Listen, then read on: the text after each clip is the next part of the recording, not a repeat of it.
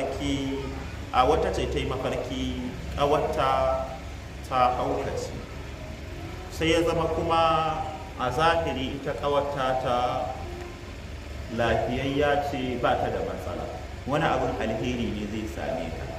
Shi idan har aka mafarki mutum ya haukace, wani abu ne na alheri wanda ya shafi kuɗi zai same shi insha Allah. Ko kai ne kai mafarkin ka haukace din, kuɗi ne za ka samu. Mun gane mafarkin ka haukace ba matsala ba ne, wani abin alheri ne zai samu mutum insha Allah. Amma idan kuma mutum ya gan shi ya haukace din, yana kaman dukan mutane ko wani abu makamancin haka, to ana nuna abin alheri a wani abu ne zai same shi, amma ta hanyar zai zalunci mutane ya samu abu.